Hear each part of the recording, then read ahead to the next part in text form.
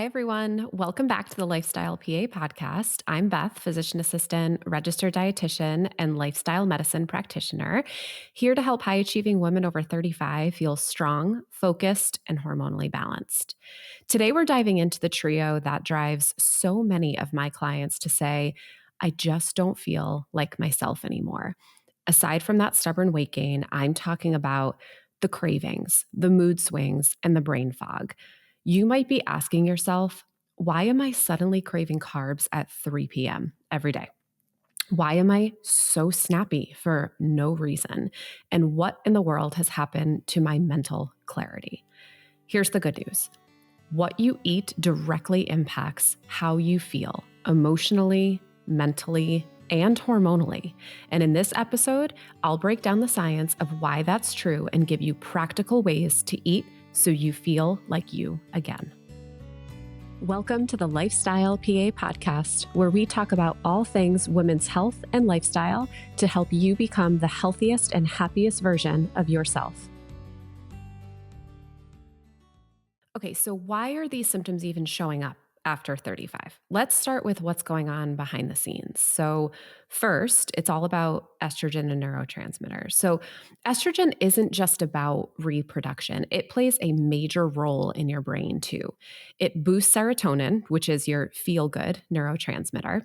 It supports acetylcholine, which is what helps with memory and learning. And it affects dopamine, which influences motivation and pleasure. As estrogen begins to fluctuate, however, and eventually decline, so does your production of these brain chemicals. So, this is what leads to mood swings, irritability, cravings, especially for sugar and carbs, because that's what gives you that quick serotonin boost, brain fog, and forgetfulness. Also, it comes down to blood sugar imbalance. So, many women in their late 30s and 40s become more insulin resistant, especially with chronic stress, sleep disruption and dysregulation, and muscle loss. So, when your blood sugar dips, your brain panics and it sees it as an emergency. So, that is what triggers cortisol release and sends hunger signals, especially for fast digesting carbs, again, to get that super quick fix.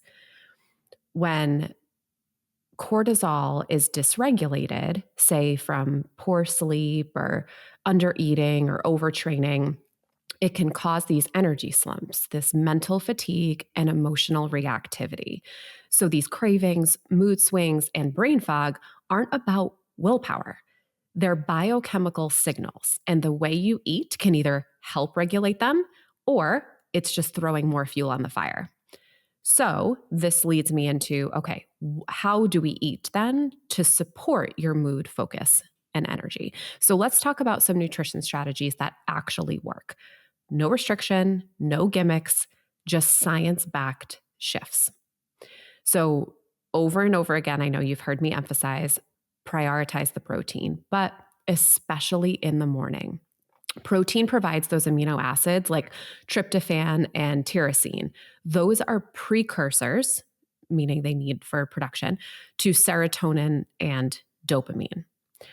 Women over 35 often undereat protein, but especially early in the day too. So starting your day with that 25 to 30 grams of protein. So think like eggs, Greek yogurt, protein smoothie.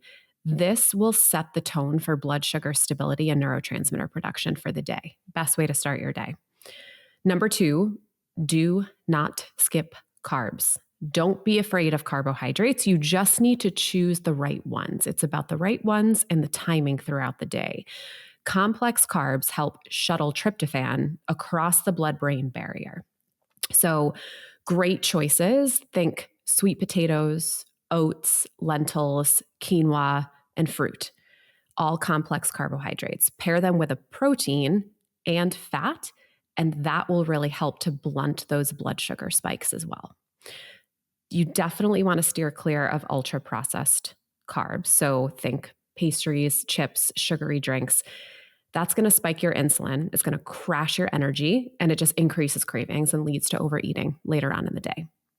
So number 3, you want to try to balance each meal using what I like to call the hormone smart plate method. So Every meal really should include a protein. So, again, aim for that 20 to 30 grams. Honestly, depending on your activity level and your goals, sometimes 40 grams. And it's easier than you think to get, but 40 grams is ideal.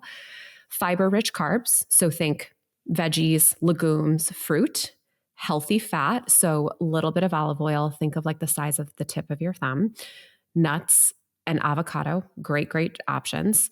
And then, as kind of these bonus foods, fermented foods, so like kimchi, sauerkraut, kefir, that just helps support that gut brain activity and that connection even more because it truly starts in your gut.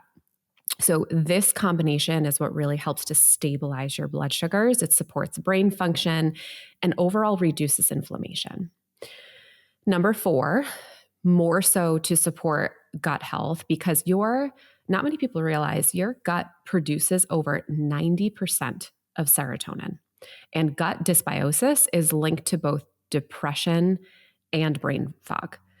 So, trying to eat, let's say on an average for a weekly basis, think of like 20 to 30 different plant foods, just really getting a good variety in there and include some prebiotic fibers. So, when I say prebiotic fibers, it's pretty much the foods that are feeding the probiotics or the good bacteria in your gut. And those are foods like onions, garlic, oats, asparagus, easy things to kind of incorporate on a weekly basis. Also, you can consider a high quality probiotic or fermented foods on a daily basis. There are so many good options out there.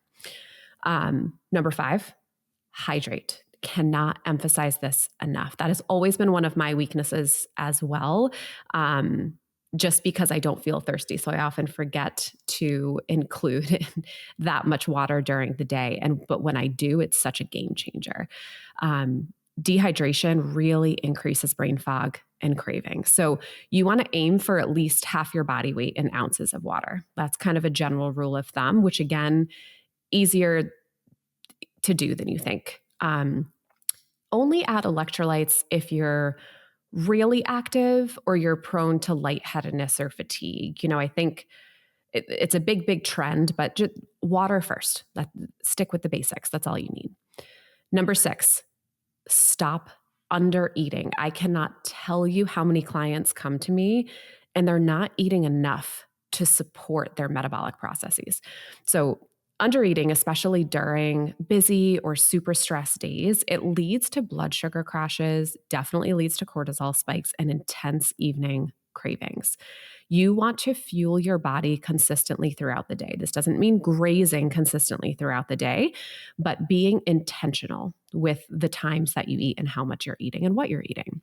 So don't let yourself hit empty because it will always backfire. And 99% of the time, you'll end up eating more towards the end of the day than you would have overall.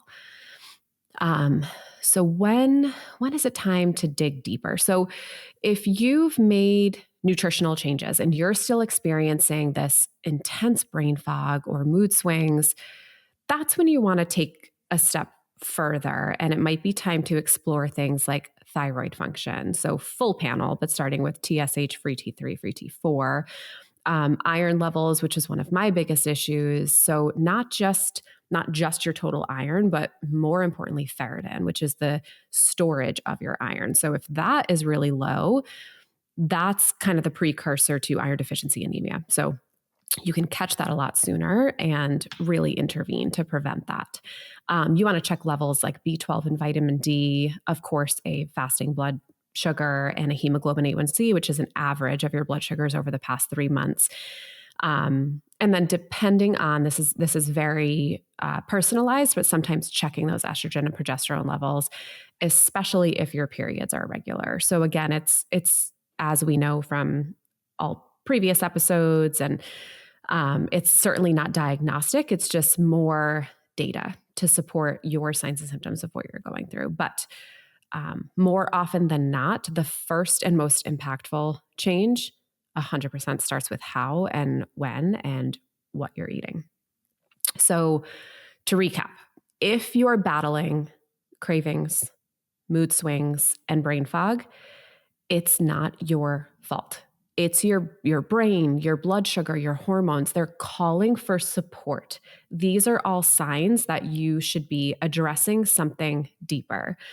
So protein, fiber, healthy fats, strategic carbs can be your superpower during perimenopause. You want to eat consistently, fuel early, especially that high protein breakfast, and don't underestimate the gut brain hormone connection. It is very strong, and we continue to learn more and more through evidence based research on that. So, one thing you can try going into this week is just try building all three of your meals tomorrow using that hormone smart plate method. So, think identify your protein, make sure you're having a fiber, that complex carb, and have a healthy fat. The bonus is this next week, take note of how your brain and mood feel by the end of the day. So whether it's texting yourself, jotting it down in the notes section, or if you prefer that old fashioned, just writing in a journal, all of those methods are effective. That's the way you're going to retrain your brain to say, okay, that's how this made me feel. A plus B leads to C, right? And will help establish those new habits. So if this episode helped clarify something for you, I'd love for you to leave a review or send it to a friend who might be struggling with similar symptoms, because more often than not, again, shockingly as women, we tend to keep things to ourselves thinking that, why am I the only one struggling with this? Why am I the only one going through this? Like my mom didn't go through it. My sister didn't go through it. My friends look like they're thriving. But the second you start the conversation or share this information is when you hear oh my God, me too. I've been struggling with this for the past year. It's been driving me insane. I don't know what it's been. Women just need support and they need transparency. Communication is everything. So next week, we're going to dive into the truth about midlife muscle, because again, you all know I'm a very big component of strength training and all of the benefits that come with muscle. So why strength training is one of the most powerful tools for mood, metabolism, and longevity after 35. It is truly, truly a game changer. So thank you so much for spending some time with me today, and I look forward to connecting with you in the future. Have a great rest of the week. Thanks so much for listening to the Lifestyle PA. I hope you're leaving today's episode feeling empowered and supported on your health journey. If you're ready to take the next step and make real, lasting changes, I would love to invite you to join my 3-month lifestyle program. It's designed specifically for women navigating this season of hormonal and metabolic changes, focused on personalized, sustainable nutrition, movement, sleep, stress, and mindset. Head to thelifestylepa.org or message me on Instagram at _lifestyle_PA to learn more and reserve your spot. And remember, it's the small steps that lead to the big changes. So start with one today.